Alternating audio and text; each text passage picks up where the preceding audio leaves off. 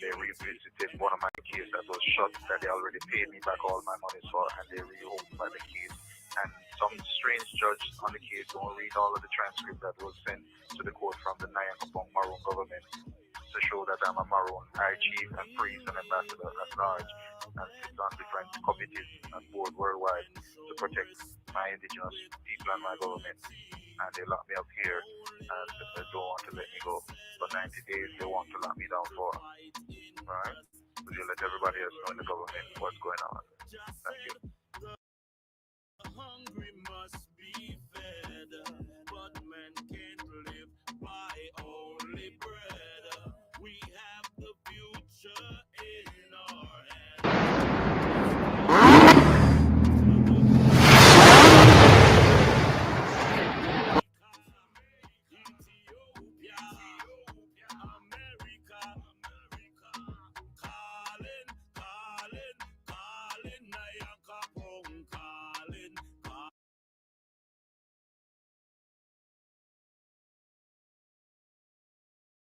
Israel and Hamas are under growing pressure to accept a ceasefire. Hello, dear listeners. Today, Michael Carnegie has something special for you. A business opportunity that might just change your life. Imagine working from the comforts of your own home or anywhere in the world with just your laptop, computer, or smartphone. Intrigued? Well, stay tuned because Michael Carnegie is about to unveil the secrets of an exciting online business. Friends, this isn't your typical business. In fact, it's so unique that you don't sell a single product. Instead, you share the incredible benefits of this opportunity with others, helping them kickstart their journey to passive income. And the best part? It's automated, running 24/7, 365 days a year. So what's the catch? There isn't one. No need to stock inventory, handle shipping, or deal with customer service. Just sit back, relax, and watch your income grow. But how do you get started? That's the easy part. The entire training program is video-based, making it accessible to anyone, regardless of their background or experience. And if you ever find yourself in need of guidance, mentors are there to support you every step of the way. Now you might be wondering, what's the real payoff? Well, here it is. More time with your family.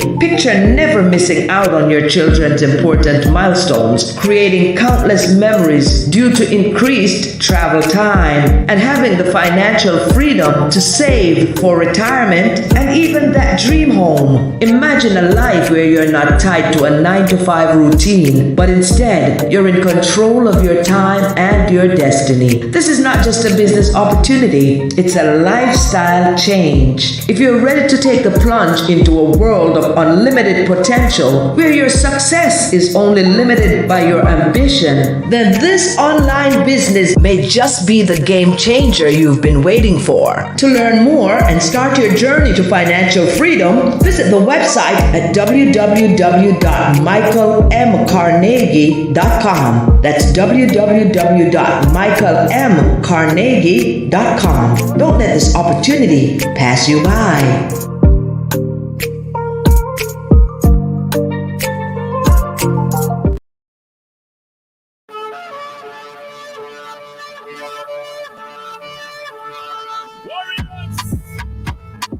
The world is a troubled place.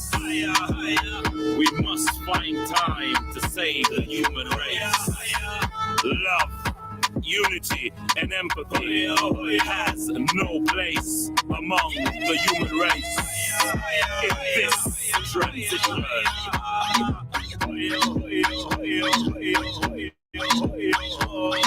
when we live in love and harmony, and show respect with unity and set us free and by holy bread. We have the future in our hands. Let's take the trot to the promised land. Jamaica, Ethiopia, America, calling, calling, calling, Nyankopong calling, calling, calling, Nyankopong calling, calling, calling, Nyankopong calling, calling, calling, Nyankopong. From the middle of the graveyard to the center of the sea, our ancestors, are you and me, we are the great ones. From the beginning of time, we have the heart, the soul, the body, and the mind. Calling, calling, calling, Nyankopong calling, calling, calling, Nyankopong calling, calling, calling, Nyankopong calling, calling, calling, calling. United we stand, divided we fall. All for one and one for all. Some never know themselves until them back against the wall. Jamaica, Haiti, Nyankopong a call, calling, calling, calling, Nyankopong calling, calling, calling, Nyankopong calling, calling, calling, Nyankopong calling, calling, calling, Nyankopong, Nyankopong, Nyankopong.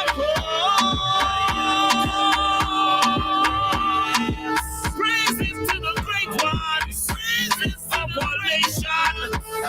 Yeah, oh yes, I say, united we stand, divided we fall. All for one and one for all. Some will never know themselves until they're back against the wall.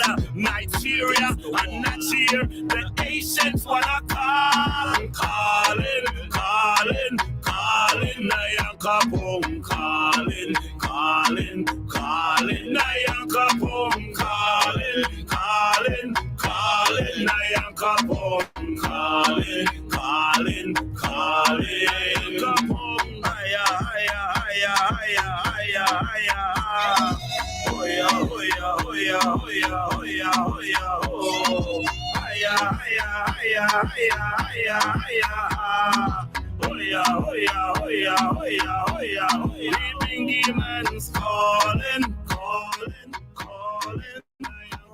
Just pray grand rising to each and everyone that is inside the class today. We have a great class to the people. We have a great class because I see a lot of action taking place. And I just want to say big up to Crystal because I see she working overtime. Crystal, how them after Davis looking? Boy, the amount of correction where you make, I tell you, take it easy. Yeah, but of course, everyone saw the correction that was put inside the group by Crystal. Yeah, me What? glance over it. You're glad? Yes, sir. I am trying my best just to move to the thing. But Crystal, anything you want to say pertaining to what you put in the classroom today? No, it's multitasking. All right. Brothers and sisters, I have some because I went and I did a bit of research and I was like, yes, let me see if I can get some things up to the done. I'm trying to find a thing. Why is this thing giving me? Okay. Okay. Okay, I got it. All right. I was looking through the class, and because Crystal had done some work, she soon come back in. I wanted to just touch up on this after David situation where we could get more familiar with it. I have some things today that I will be putting across. All right, so this is just explaining to us the power of the affidavit and how what it does. Is basically a sworn written statement that you give as part of evidence. Can you be fired? Can you be fired? An affidavit is basically a sworn written statement that you give as part of evidence. What are the key components of an affidavit? Usually, it contains your name, your ID number, your signature, and it is signed by a commissioner of oaths. The commissioner of oaths can be found at your nearest police station, postnet, post office, or any other attorney or an advocate. Please make sure that every page is initialed by you and the Commissioner of Oaths and it is dated. Make sure that you sign your affidavit in front of the Commissioner of Oaths. Don't sign it away and present it to the Commissioner of Oaths. When you are going to have your affidavit commissioned, please make sure that you have some proof of ID. You need that to show the Commissioner of Oaths that it is you that is going to be signing that affidavit. And Everybody understand right there, so as far as how to prepare the affidavit and how to approach with it as far as signing and so forth, and signing it in front of the notary. Yes, we need to make sure, and as he said, we need some form of ID. This is your declaration to your estate. The only thing that the notary is doing is witnessing it for you. And I must tell you that an affidavit is very, very, very powerful. Notice when you put out those affidavit, it is very much something that people pay attention to. I had to place that on. Grand Rising, Brother James, everything good? Yeah, Grand Rising, Brother Kareem. I will try to play about this thing for our brothers and sisters who may be coming in late. I hope that everyone had taken a look at the affidavit that was shared inside the group. There's some more work to be done when Crystal come. We will touch on that work that needs to be done. And Madam Secretary was putting in a few things. I think headquarters is doing the necessary damning. You have different jurisdiction, so the affidavit sometime have to reflect the jurisdiction that you're in. But let me replay this. affidavit is basically a sworn written statement that you give as part of evidence. What are the key components of an affidavit? Usually, it contains your name, your ID number, your signature, and it is signed by a commissioner of oaths. The commissioner of oaths can be found at your nearest police station, postnet, post office, or any other attorney or an advocate. Please make sure that every page is initialed by you and the Commissioner of Oaths and it is dated. Make sure that you sign your affidavit in front of the Commissioner of Oaths. Don't sign it away and present it to the Commissioner of Oaths. When you are going to have your affidavit commissioned, please make sure that you have some proof of ID. You need that to show the Commissioner of Oaths that it is you that is going to be signing that affidavit. An affidavit is basically a sworn written statement that you give as part of evidence. An affidavit is a sworn document. I went to the post office today, and I must say that you know that when you go to the post office, you need to question them a lot, brothers and sisters. Question them. What we're teaching you here inside the classroom, you need to question them when you go to the post office. Anything that relates to the post office, like, is this the general post office?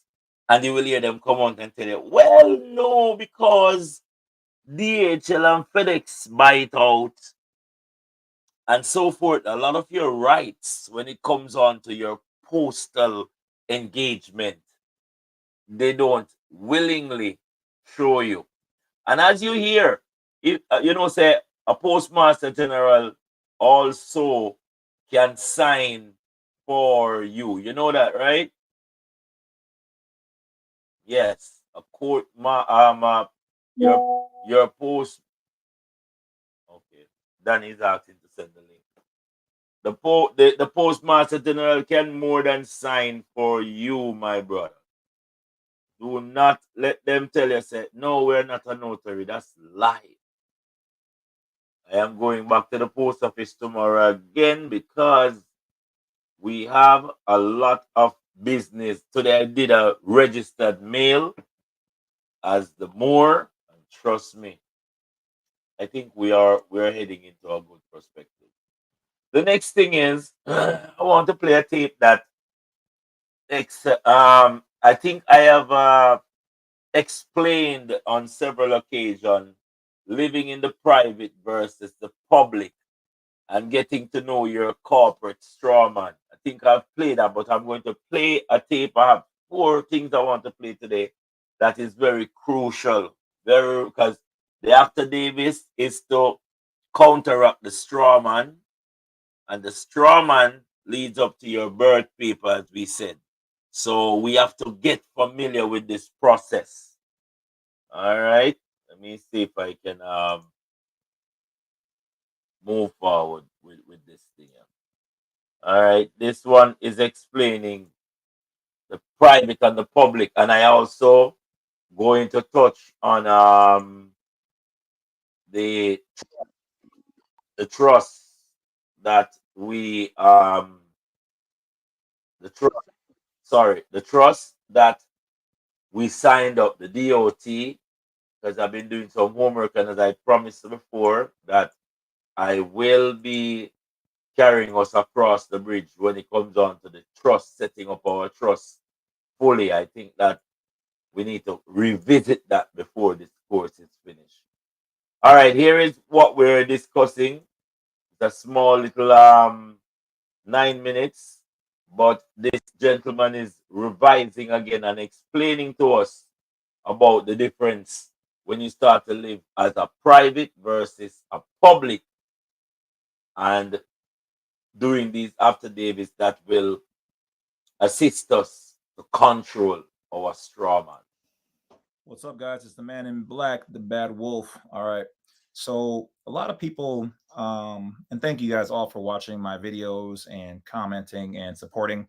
But some of the people who were asking in particular about, they didn't really understand what, I guess, the reasoning for the passport and trying to become a state citizen or national really means.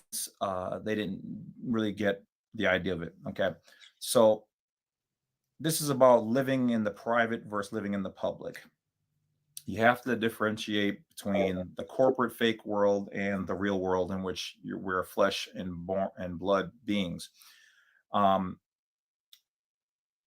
public, or to living in the public. Okay, so to be in the public is an act, to act in public capacity, and it's an accommodation to a party in joinder to basically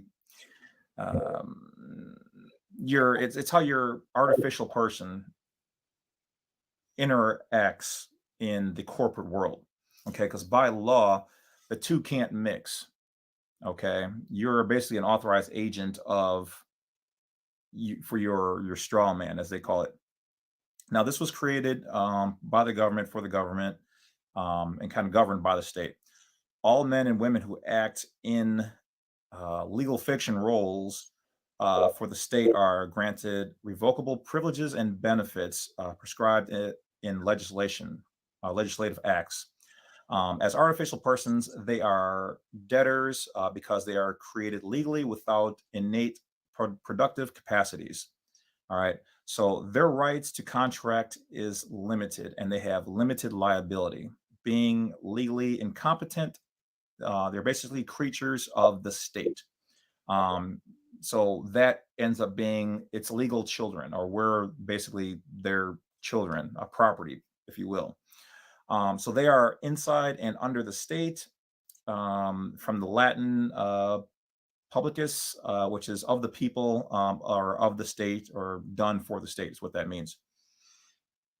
Now the private, living in the private. Okay, so to be in the private is to be in basically what it means, in private capacity, whether it's a man or a woman, with flesh and blood, arms and legs, conscious mind, spirit, and life. All men and women are created as equal sovereigns, endowed with unalienable rights and properties, including credit, equating to their valuable human energy, which is usually converted into, money and time. So you have worth. Just sitting there, you have worth. So as natural men and women, we are creditors because we are born with natural and innate productive capacities. The right to contract for us is unlimited, and we have the unlimited liability. Being responsible adults, we are outside and above the state. Okay, from the Latin privatus, meaning to set apart, belonging to oneself, not to the state. Okay, so basically there are two separate worlds that we live in, okay, that a lot of people don't understand. And that's fine, because we've had them mixed ever since we were kids. We were brought into this world not knowing, excuse me, anything the wiser. Okay, so the first thing to do is to separate yourself from the legal fiction.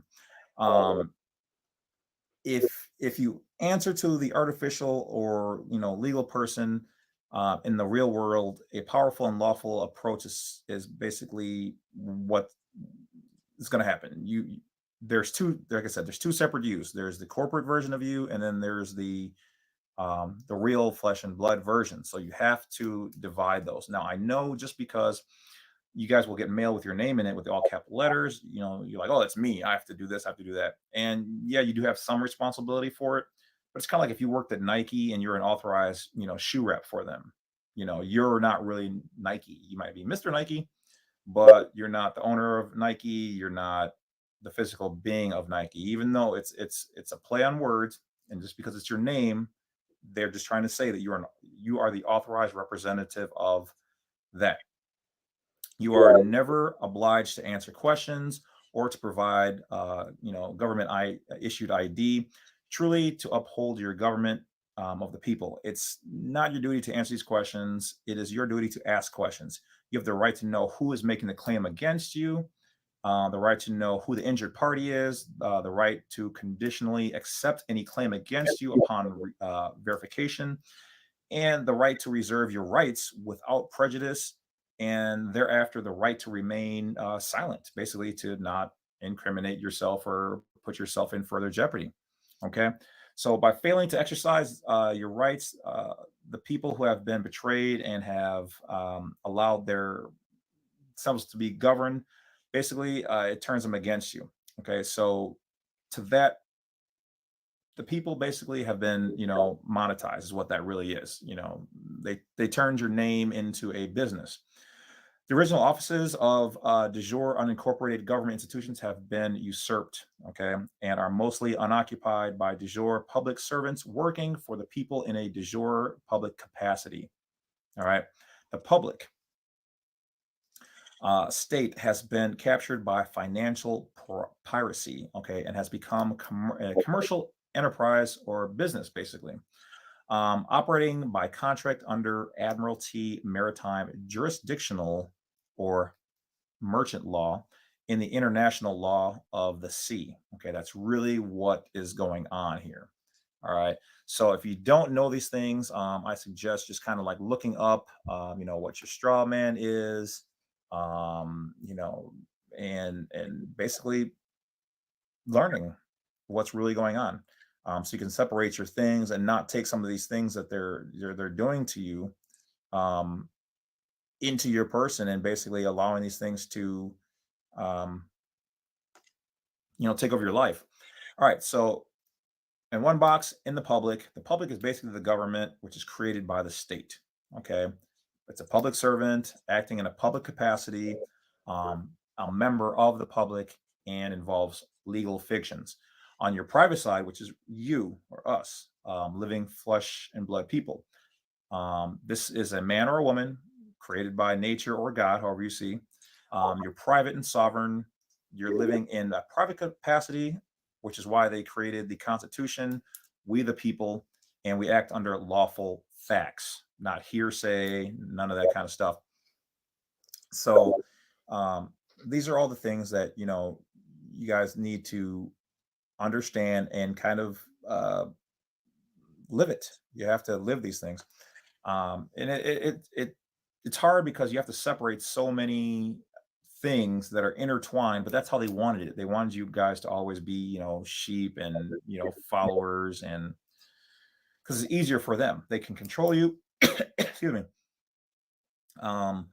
They can manipulate you and basically do what you're told to do. So you do have better options and rights. You have to learn these things. So hopefully that gives you guys who weren't really sure why you should want to reclaim your natural given rights as a state citizen or a national. That's because it separates you from their world, and then you have to kind of live that way, or at least kind of separate yourself, or at least know of the difference, know when to use which aspects and parts. But in all, if you watch all these videos on this kind of stuff, or you know, you look it up for yourself, you will live a better life, not having to, you know, just accept what all these things that, you know, that how they're robbing you and how they're getting away with things and locking people up who aren't supposed to be locked up in some situations. Now there are some people that definitely need to be locked up out there, but you know, once you learn these things, it's a way of life, and you will definitely live better. So hopefully that kind of gives you guys some understanding. More than understanding. This is just a refresher, people, as to what we are studying. I know that now it's becoming, I want us to embrace it. I need us to embrace the change. We've been in class for a good while, and we're getting to know each other, getting to test the waters. So I need us to take that step. Any question? So no, don't pass something there. I have two pieces. Go ahead. Yeah. The affidavit said that you need your ID to get it done. The only that means that it's going to have to be a waiting game to be. What was that again, Danny? Yeah. It's going to have to be a waiting game because now this week I posted the affidavit back to myself. Yes. But in terms of the ID, I actually don't have a passport or a driving license. Not a valid driving license. My driving license is expired. And I don't have a valid passport either.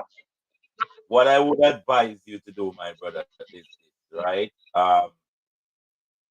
You still, because you are in charge of your strawman, no, you are allowed to use the benefits of the corporation. I don't know if you're understanding what I'm saying.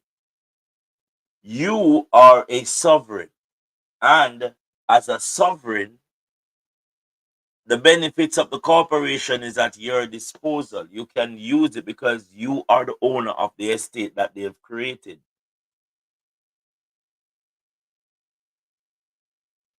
So you can apply. Right now, I'm applying for an international passport. You need to apply for one. You know, and this passport is a legitimate passport. When I get it, I'm going to show it to all of you. Yeah, because each step that I make, I want you all to feel confident to make the step that I am stepping. Some of the step, them brothers and sisters, it may crack, but at least I am trying. But we can't go back to sleep. We cannot go back to sleep. So there are options, brother Danny. Hopefully the Sheik will be here on Thursday, and he will elaborate more. I'll ask him to elaborate more, but I am walking through that process. My documents were shipped up by the Moorish Empire to me as a sheik. So when I get it, I will show you all every part of the process that you yourself can make the decision if you choose to. Because of the jurisdiction that we all dwell in, we have to form alliances. Okay? Can I ask a question? Yeah. Mm-hmm. Go ahead. Anyway. Hold on. What you were saying, Danny? Go ahead. Hold on, Angie. What you were saying, Danny? Yeah, I've looked at the website where you can apply for the international passport. Yes, I am. So I was looking forward to getting my next cash injection so I can apply for one. Yeah, and that can be used as an international identification for traveling and everything. As for the driving license, the driving license expired, and there was a medical issue. But what I done, because about one of them scooters, one of them electric scooters to ride up and down. Yeah. So I notified them. I sent in a notification that I have one of them scooters, and my intention is to drive on the road. You're traveling. That's how you travel. Yeah, traveling. I actually said traveling. Yeah. So I wrote an email there and tell them that I have a driving license, number blah blah blah blah blah. Yeah. And I will only use that for commerce. I'll only use that for commerce and don't get the jurisdiction confused. And they haven't rebutted it up to now. They haven't rebutted. Okay. But yes, I was definitely looking at the international passport. Yeah, all right. After tomorrow, I have a consultation at the office, and then I should have some more information tomorrow in class. Yeah. And then Thursday, I hopefully they have the sheik come on board so you could question him. All right, I yield. Yes, Sister Angela, you were saying? Yeah, my question was: is the world passport the same as the international passport? I think it's the world passport. Okay. But as I said, you will be more informed about it. But Ambassador Michael was the one who introduced it to me. Yes. But then, because I'm inside the Sheikh temple, all of these things are at my disposal. So I can learn and put into practice things and then see where I get it from. All right? Yeah, Ambassador Michael did tell me about it as well. And the world passport. Both of them he told me about. And it's just funny enough, because yesterday I was looking through my email and I saw it. I said, the world passport. Okay. I tell you, we are connected by the hip, Mama. We are. Thank you.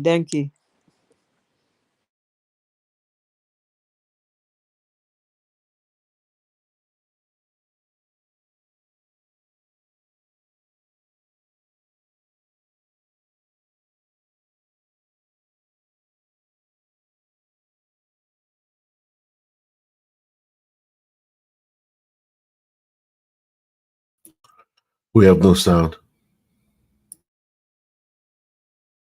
I'm just thinking if us get kicked out.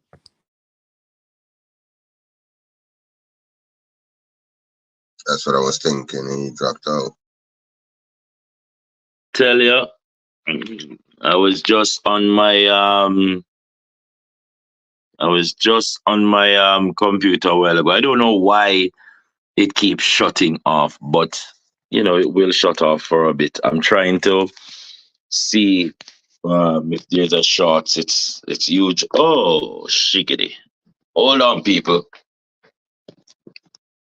Hold on. It is plugged in, but I don't know why it is malfunctioning. I have two others thing to play, and it is pertaining to taxes. A lot of brothers and sisters they are still caught up in when we tell them that you don't have to pay tax. They still be like Ras G. I don't know why you're saying we're not supposed to pay tax. I want to play this from the IRS. I don't know if a lot of people have seen this already, where the workers from these institutions are telling us that you don't have to pay taxes. So hopefully this computer will resort back to how we were playing, so I can deliver what I'm delivering right now.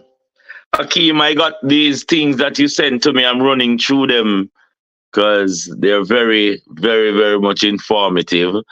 I started the project last night to work on them, but it's going to take a little time. It's a lot of documents, those, and I want, when I decipher these documents, we can at least understand them fully. All right, I think it's letting me on back to the stage, so I'm going to go back into the classroom via the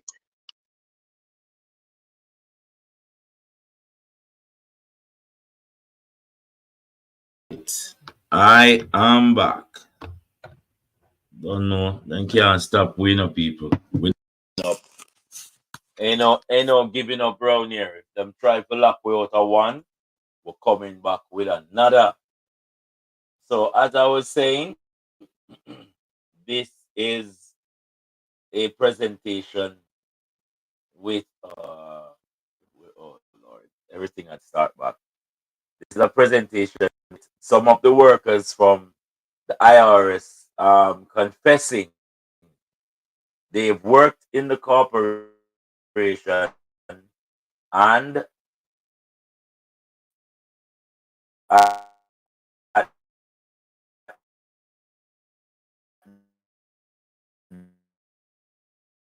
the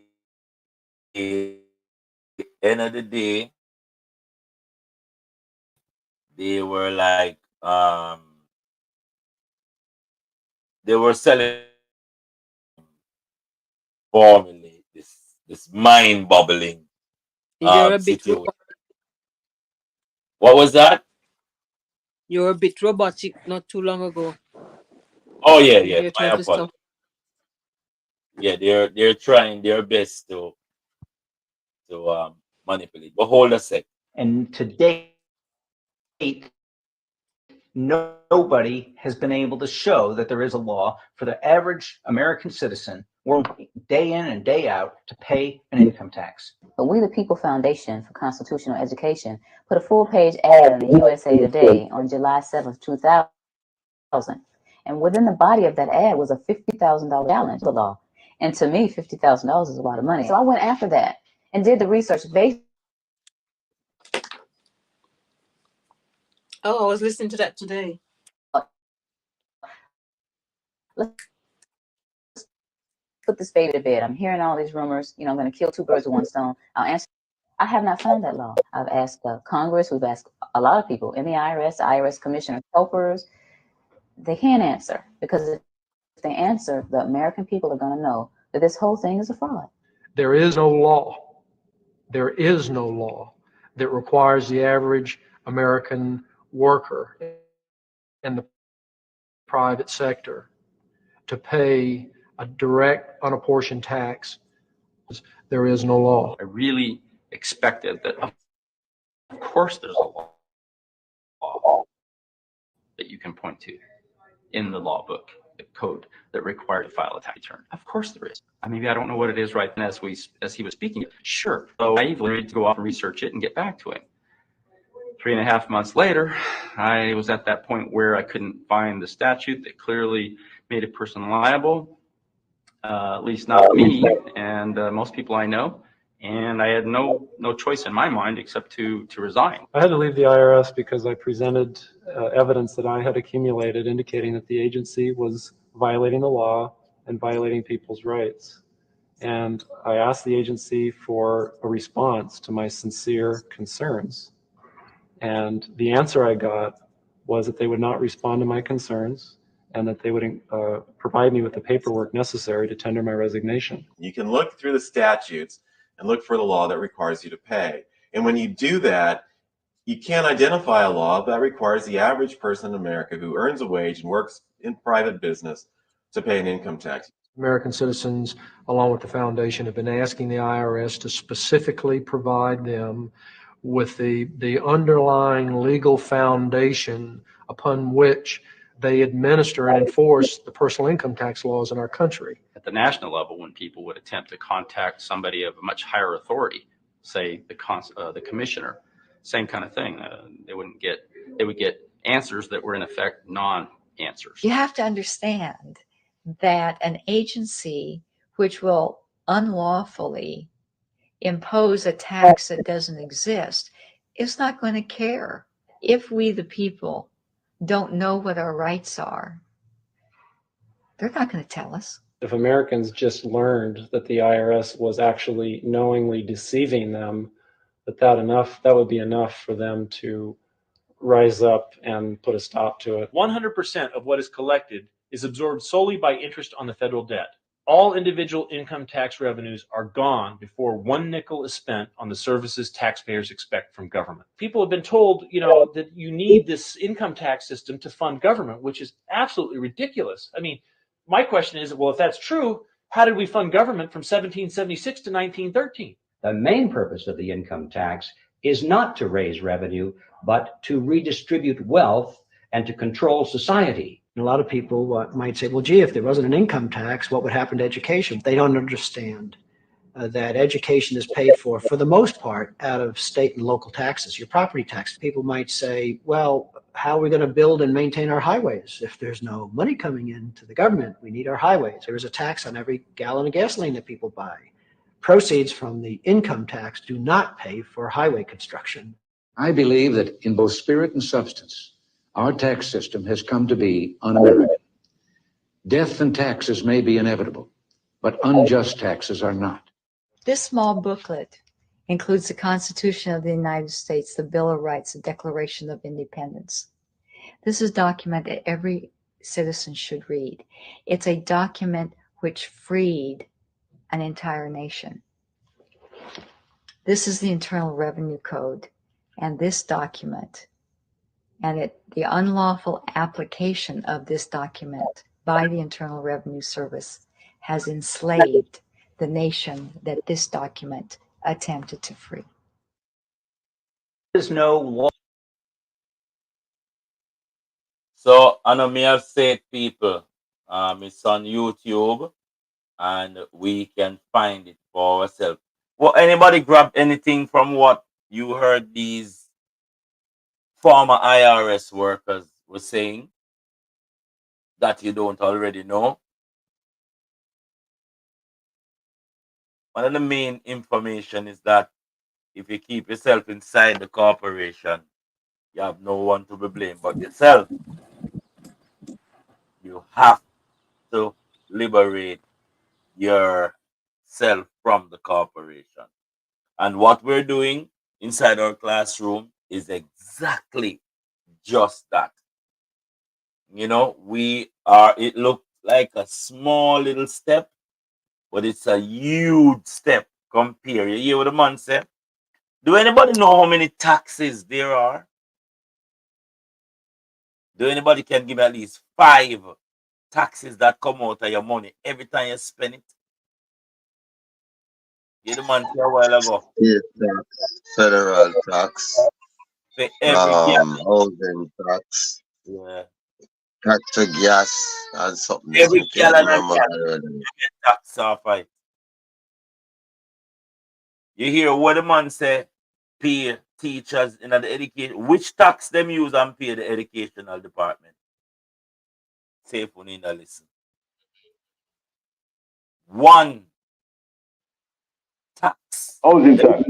Huh? Housing tax.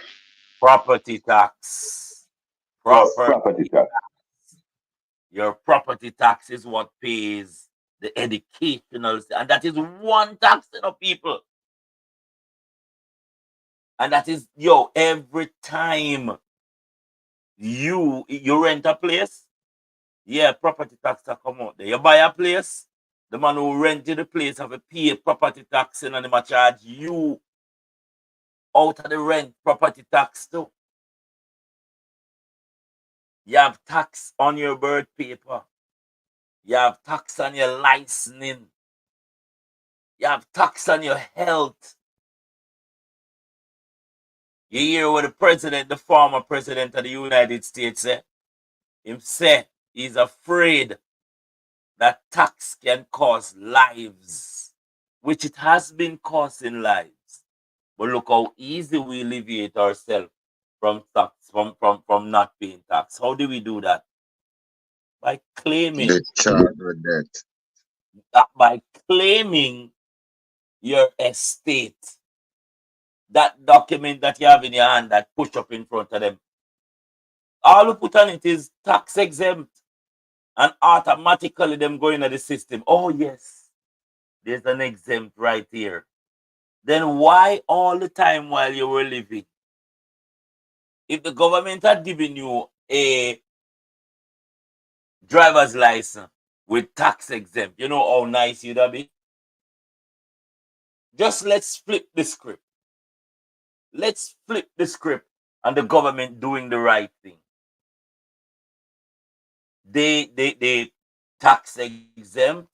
They provide you when you're going to the court system after Davis to rebut what the corporation is charging you so you can discharge your debt.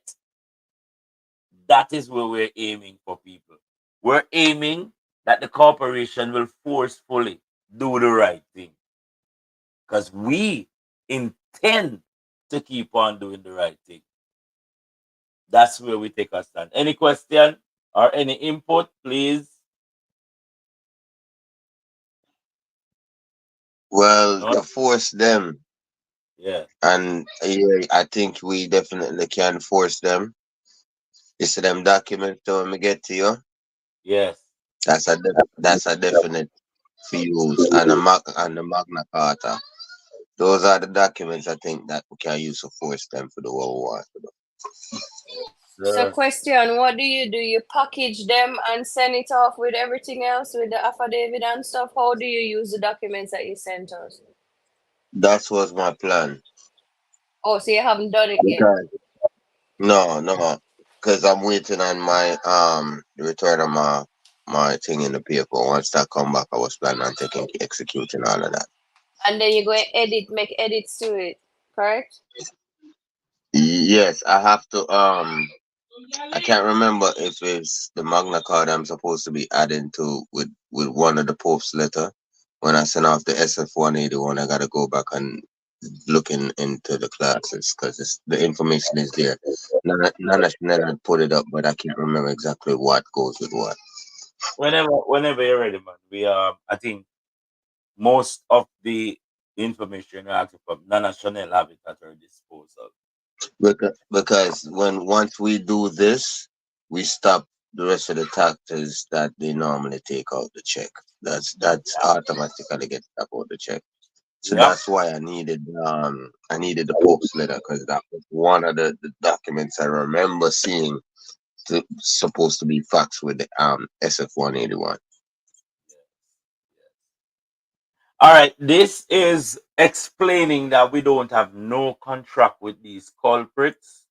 All of these contracts that you are attached to is actually a fraud. But, I have to let we all soak into it. Hold the thought. Look in the law dictionary, look up the word adhesion, and what you're going to find is that an adhesion contract is a type of contract where there are terms and conditions that are a part of the contract of which you are not aware. And every time you sign a birth certificate, there's the balance of that contract is somewhere. Whenever you sign for a driver's license, the balance of that contract is somewhere. You don't have it, you've never seen it, but it does exist. And this is why they have the authority to issue you a ticket for all these different things and violations, because there's a contract somewhere that you signed and you have not reserved your rights.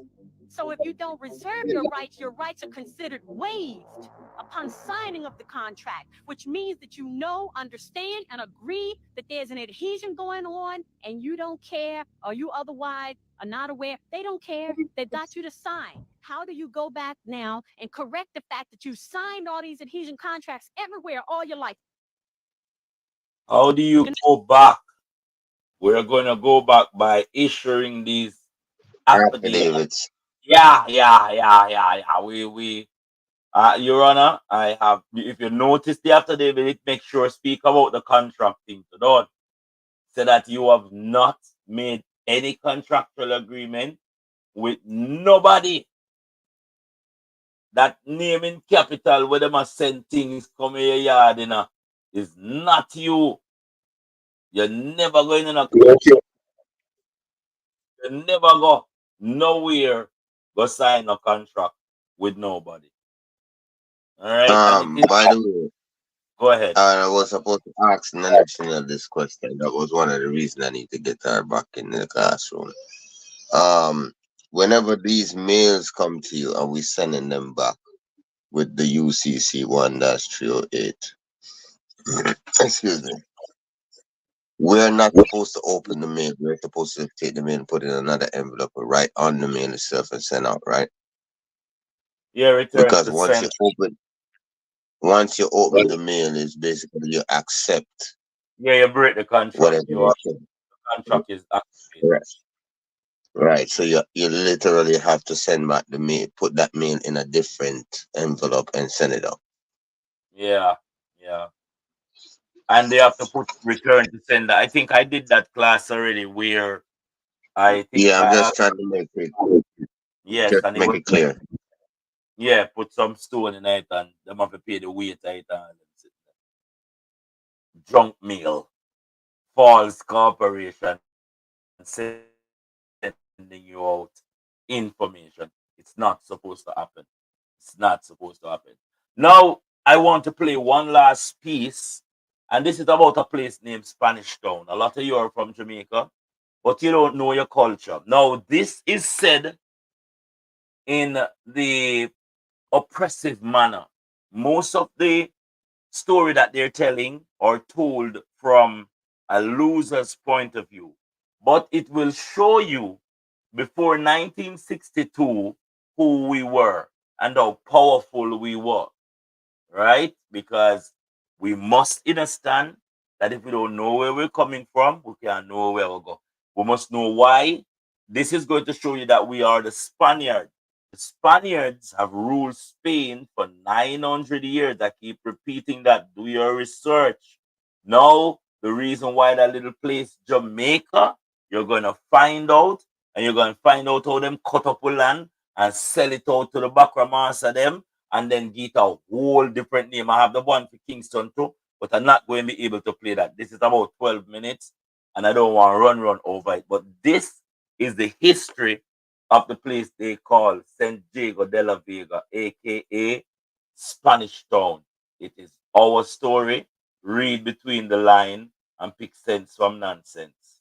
6 kilometers west, located approximately 26 kilometers west of Jamaica's capital, and situated along the Rio Cobre River, is the oldest continuously occupied city in the Western Hemisphere. This city is known as Spanish Town and is Jamaica's national treasure architecturally.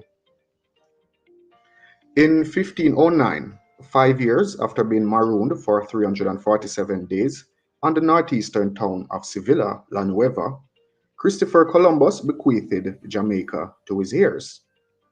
Surprisingly, it had taken the Spanish colonists some 30 years. What it mean by bequeathed? He bequeathed the island to his heirs. What that the word? Eh? Somebody tell him about it. No, bequeathed means when he dies, he gives it to his family, his kids, and passes it on will. Hold on, no. You discover smarty place and have the audacity to when you dead now, you take smarty place and pass. Yo, hold on, no, brother. Well, if you listen to them narrate, they're very good. After settling in or near the Sentence Bay to realize that they had chosen a swamp to build a town on. So after 30 years of living in a swampy area, they began looking south to a wide, fertile plain, which they named Villa de la Vega, or Town of the Plain, better known as Spanish Town today.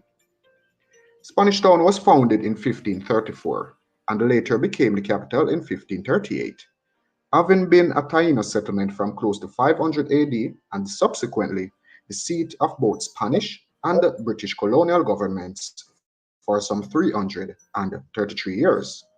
As I said earlier, Spanish Town is the oldest continuously occupied city in the Western Hemisphere, and the history of Spanish Town is largely the history of early Jamaica. In general, the Spanish Jamaica was not just poor, it was badly governed, with its economy only based on cow hides and lard. Spanish Town never prospered and was seen as more of a burden than benefit to Spain. Indeed, Spanish governors were rarely present on the island, and many of the settlers became discouraged and soon abandoned the island, frustrated that they had no luck finding the gold they so desired. Spanish Town, however, was a good choice for a capital. For the first time since arriving in Jamaica, the Spanish had chosen a site with good land for farming.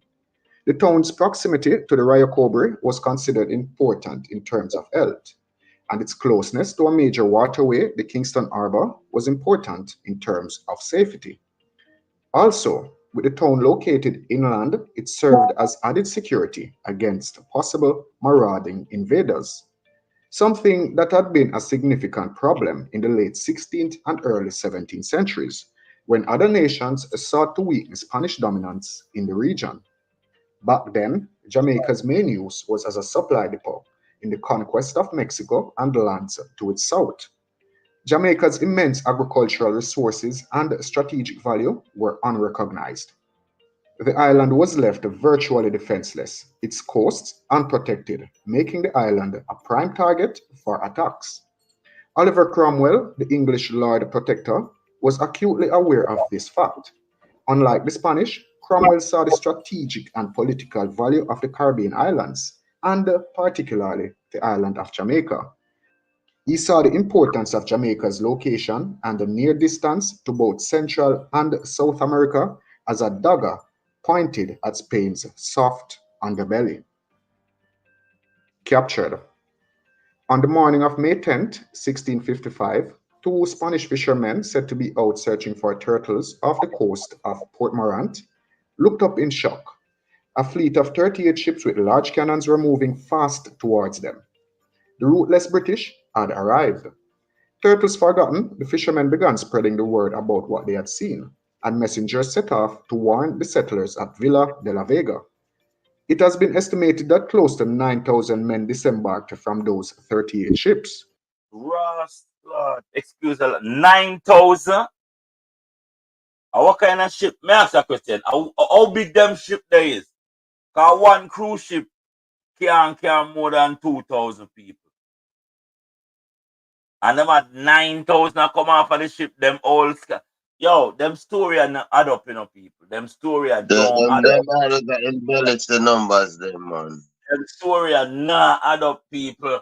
Two fishermen. See how much ship are come, 9,000 and then run, but yo, carry on here. I pick sense on nonsense. That was some 3,000 more than the actual population of the island at the time.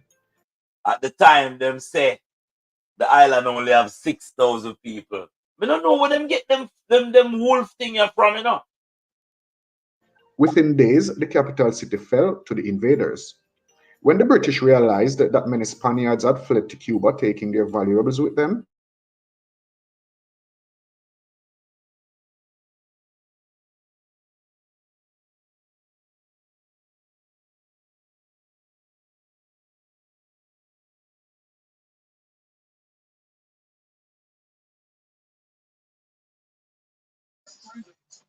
Everything freeze up, no noise, nothing moving. That's the second time I lost energy No, me have to find out if I memory this computer you now or what people.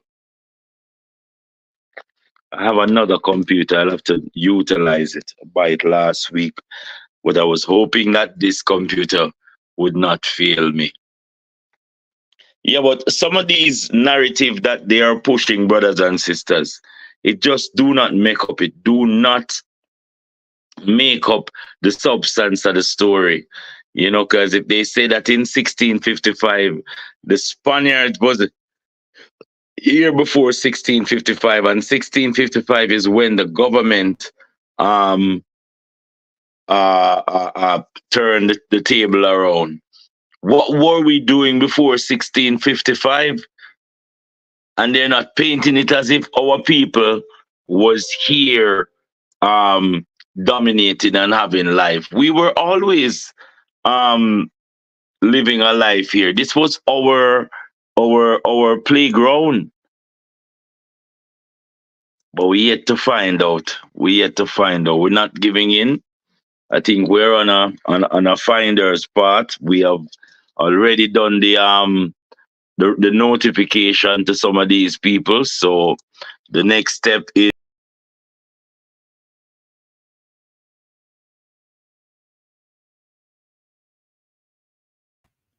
let me get back. Hopefully this thing I don't malfunction again. Well, let me get back to my presentation.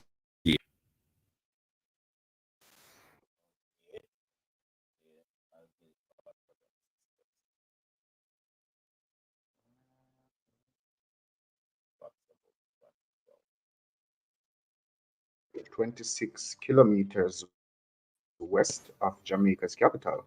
And the town's proximity to the Ryokobri was considered important in terms of health, and its closeness to a major waterway, the Kingston Harbour, was important in terms of safety. Also, with the town located inland, it served as added security against possible marauding invaders, something that had been a significant problem in the late 16th and early 17th centuries, when other nations sought to weaken Spanish dominance in the region. Back then, Jamaica's main use was as a supply depot in the conquest of Mexico and lands to its south.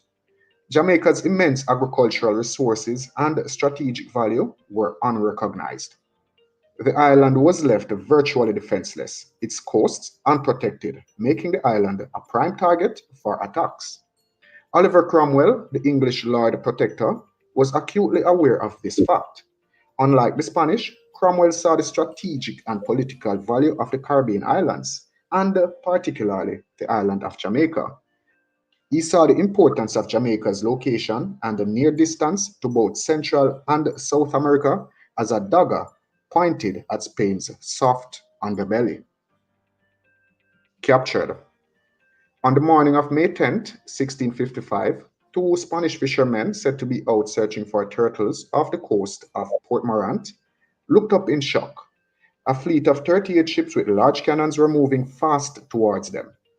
The ruthless British had arrived. Turtles forgotten, the fishermen began spreading the word about what they had seen, and messengers set off to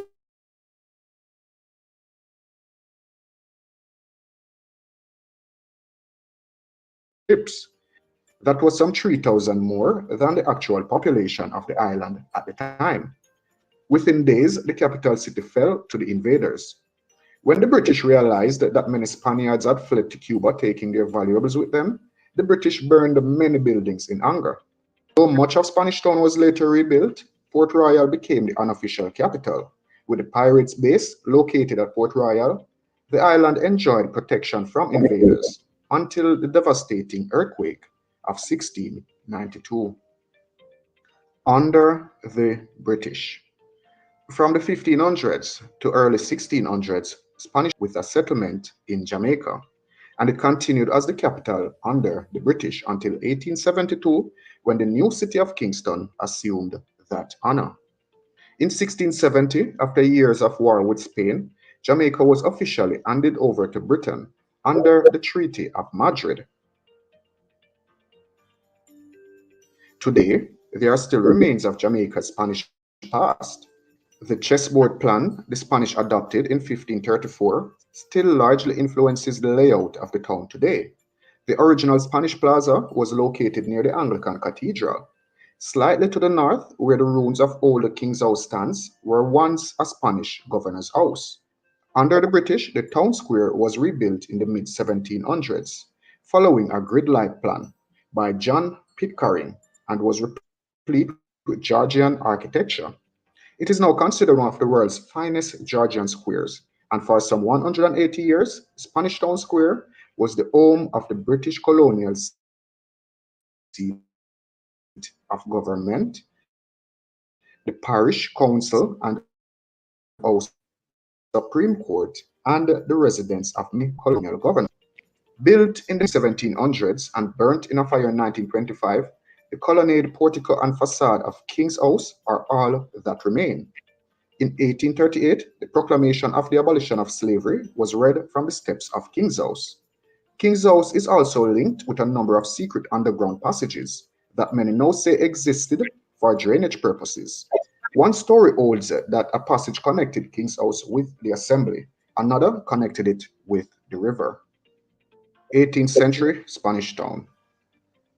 In the 18th century, Spanish Town was a hub of activity. The following are some of the notable events that took place in the town.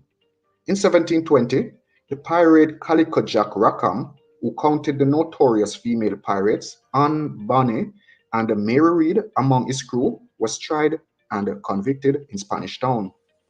In 1773, Louis Hutchinson, the Mad Master of Edinburgh Castle. I just want to interject the story of Bonnie and Clyde. Just I want to head a while ago. Spanish Town it come from. Yeah. Most of these scripts, I tell you, is out of our story. It's our story. Bonnie and Clyde are our story. Henry Morgan are our story. Three Finger Jack are our story. Pirates of the Caribbean are our story. Said to have tortured and killed the visitors to his castle, was hung in Spanish Town, and Louis Hutchinson was the first white man to be hanged in Jamaica. You can check out that video on the channel. The links will be in the description down below. In 1725, the Maroon Treaty, recognizing the Maroons as the first autonomous people of the African heritage in the New World, was signed. In 1780, a group of armed Maroons marched with the mutilated head of the bandit, Three Finger Jack, to claim a 300 reward. Still not sure if them will get it. In 1865, You're the one that fly over on the head a while ago too. No, man. The Maroon sell out Three Finger Jack. There's a lot of things, you know, people where we have to look into. I was talking to the son of the late the brother who inspired the emperor, and he has the story of Three Finger Jack. Nothing as to what this is saying. Paul Bogle marched in vain to meet with then Governor Eyre to explain the plight of the peasants, who later went on to riot under his leadership in what became known as the Morant Bay Rebellion. Spanish Town was also the place of entertainment, with numerous balls and concerts. This is also the place where newly appointed governors were feted in style and was in turn required to repay the colonial gentry by holding an open house during the sitting of the assembly.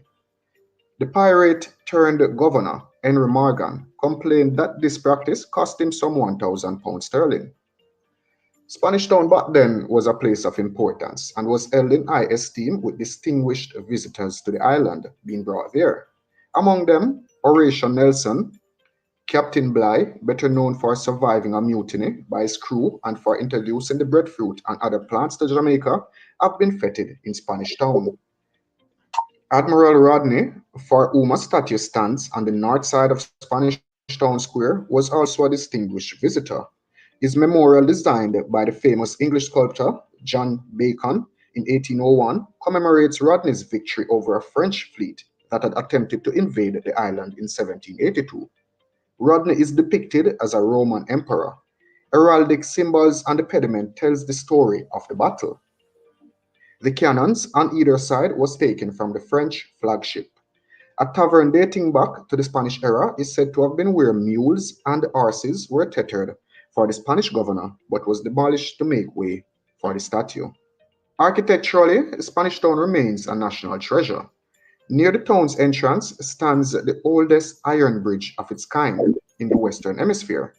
Cast in England, it was erected in 1801 at a cost of £4,000 sterling. On the eastern side of the square, where the assembly used to be, are the offices of the St. Catherine Parish Council. The original House of Assembly was built in 1762. On the south side of the square stands the remains of the burnt out former courthouse that was burnt in 1819, and it was totally destroyed again by fire in 1986. It is believed that on this site, the Spanish Church of the White Cross once stood. The story goes that there were underground passages connecting the monastery on nearby Monk Street to the church. Also nearby on Barrack Street were the remains of the military barracks erected in 1791 to house both soldiers and officers. A large underground passage has been discovered there, although its origin and purpose remains elusive. East of the square, on Red Church Street, stands the Anglican Cathedral on the site of the Spanish Chapel of the Red Cross. It was destroyed by Cromwell's soldiers. The first Anglican church building was destroyed by hurricane in 1712, but was rebuilt in 1714. In 1843, it was named the Cathedral of the Jamaican Diocese of the Anglican Church. This building is a mixture of different architectural styles, including the medieval era. The cathedral is shaped like a cross and includes a number of monuments by John Bacon. Its floor is graced with marble and headstone memorials to prominent British colonists, dating back to the 1700s. Its majestic tower stands as dignified today as it was in 1817. I'm going to show you how they had cut up Spanish Town now with the the Red Cross and all of the, well, a lot of place in the place they call Jamaica, it's captured and it have a understory. Yeah, they're telling you about when I was a little boy, I usually go into a lot of these tunnels, and these tunnels them lead all the way into Kingston. Yes, there's an underground city in Spanish Town. It is one of the few steeples to be found in the Caribbean. Next to the cathedral, now known as the St. Catherine Parish Church, is the St. Catherine District Prison. The history of this once proud town. The church and the prison are relative. Church and the prison is related. The missionaries them are the mission and them are they take away souls and then it capture them. Yo, you see the prison, it's still there right now, like how that looks said way, you know, people. Not no change, you know. Not no change. Yeah. Yeah, man. Our story, people. We have to know our story. Lives on in the remnants of its old buildings of days gone. Man, Its street names are a microcosm of the island's overall history. Reminders of Spanish Jamaica includes Red Church Street and White Church Streets. Symbols of the Spanish chapel of the Red and White Cross, as well as Monk Street, are reference of the monastery that once stood nearby. Nugent Street and Manchester Street were named for British colonial governors. King Street was so named because it runs past King's House, and the Constitution Street references to the island's former informative. Yeah, my brothers and sisters, we have a whole heap of historical value. We need to know it when you go back to Jamaica. Need to walk at some of these places. And trust me, a lot of the stories that you hear the narrating, we have our own narrative to these story. These are our ancestral glory, but it is being told in a sense. And you see, when we tell them story, me tell you how me get serious now. When me I tell our story, me tell it in the best light I can ever tell. Yes, I tell it in the best light because guess what? I know that 3/4 of these so-called history books is pure propaganda. 2 man out of sea a try catch turtle. See one fruit a come. They not even say 2 captain from them people here put us in the lowest vibration you can think of, You see how manipulative them is? Most of the street in the country where we are big up, name of a European. Mm-hmm. The real ancestors them don't get that recognition. Well, They for know them, our time now. Our time to Mandeville, make our ancestors. Mandeville Road, Mandeville Road, Trelawney Man, Estate. Mandeville Road. All Portland. Portland are one of the biggest lie you could ever have in a kind of whenever name Portland, people. Mm. Wow. And they don't give us this kind of a Port story. land. Motown. Name Port. Motown. And yes, west of the Maroon land, it is the Maroon land, Westmoreland. West of the Maroon land. Mm. West of the Maroon land. It is west of the Maroon land. Wow. And Yeah, them Hanover. keep it. I tell you, the people, they blatantly robbing our legacy. And then now, when we talk up for our legacy, them say we are dumb. Yeah, damn idiot. Christopher Columbus discovered around here, I hear him talk about him the day before Christopher. So we have to be very powerful with our story. When people laugh off me right now, it don't shake a bone in me. Nope. Shouldn't. Yes. That's my presentation for tonight. Brother Nigel, sister Crystal is going down. So when she go down, she's going to bring up your thing that is ready. And that will save us time. She's heading in for the 10th. I think she's going to spend a couple days and return so we can get. Anybody want any little thing on to talk to me, that we can tell her in a little. Yeah, man. My brother. Yes, my brother. We are gonna liberate you, make your wife get her things and her daughter before August. That would be a plus for us. But Sister Crystal, she's going down, and if we have any office thing to deal with, feel free to reach out so we can make it much easier. I think that any documents you have to get, anything where you want to, seal or anything, he can make the necessary link to that. So we're good. Is there any questions? Yo, we're good for the after day, and sisters. Yo, we want the age of maturity out there and want it. It is very, very, very, very, very important for to post on a thing. Yes. Anything can happen right now. Russia, so then they're on red alert. Because slow Biden tell them say they can't use the weapon from over here, so lick them. So them say anybody lick them have a lick them back. Lick for lick. Yeah, may I tell you about lickings are going in a political arena. Not to kill lick. No, sir, last lick, not to kill lick. You know what I mean? So Russia come out yesterday and said slow Biden. Anything flat. This morning I get up because I go walking in the mornings. I may see some streak in the sky. I am very aware that we have some trigger happy people out there in the family. Yeah. Okay. Look up in the sky, Father. I was in Atlanta. Yes. Atlanta the other day waiting on my flight and out of the window and I observed observe the cloud, and a set of gray clouds come to a distance.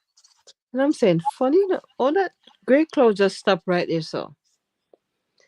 And planes go by back and forth, and all of a sudden you just see one airplane just come from way down south, right where the gray clouds stop. It goes right along there, so, and it's pure black smoke coming out of it. And I'm saying, what? All right. After one pass, about 3 more pass with some black smoke in it. And I said, people now observe what they go on in the sky. Mm-hmm. But what I want to ask, everybody here to have their age of maturity ready, right? Yeah. Want to have that lock, because Kareem send me some things. I'm going to run through it and I'm going to share it, hopefully before the end of this class, end of this session, or the next one, because there's a lot more notification we have to do. We need to send a notification to the morgue also, because if you should die and they're not notified not to cut you up and take you on your driver's license we did have before, it give them the right to dissect up your body and chop you up like meat.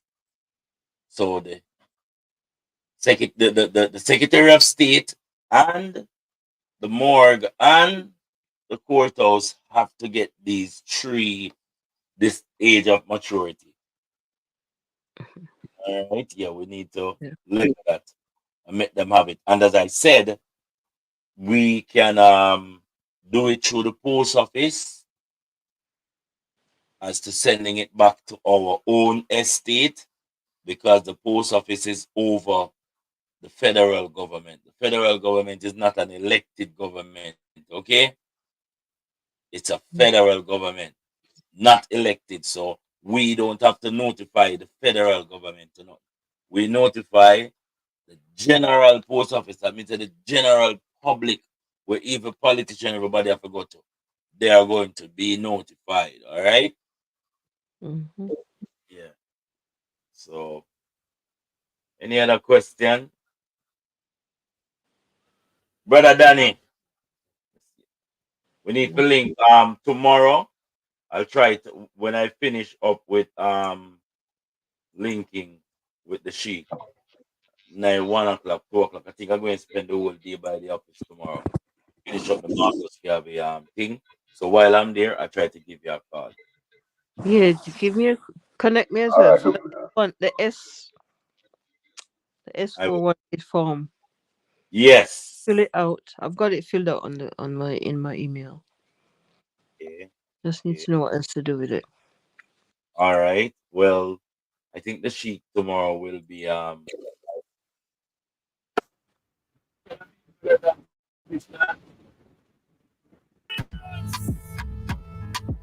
The world is a troubled place.